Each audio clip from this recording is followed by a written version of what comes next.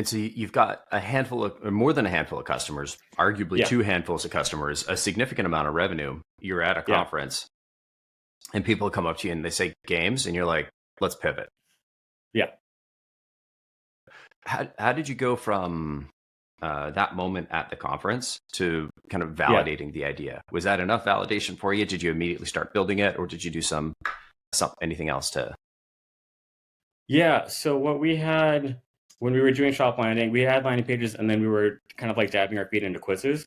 So quizzes, we started to build more interactivity into the landing pages and we saw a lot of good results there.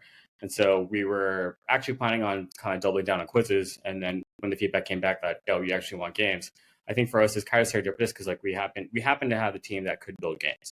Like my co-founder and I, we came from Unity, the founding teams from Unity.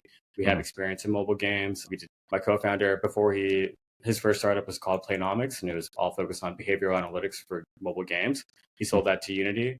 So we had the expertise to figure out, like the how to instrument the games to collect the data that the brand wants. And we also have a game designer. So who has built games as part of her career working in Mhm. museums. And so we just had to have the team and like it kind of feels like we were uh, inadvertently assembling the Avengers, and then all of a sudden people like we want games. Like we happen to be the team that could do it. So I think there was the piece of it where like we had the team and we had the expertise that we could do this thing, and we were Mhm. excited about it.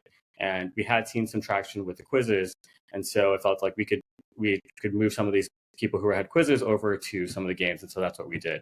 Moving some of the existing customers over who were building landing pages for, like, hey, we pivoted to games. We would love to replace that crappy spinner you have with one of our games, and so that's where we started.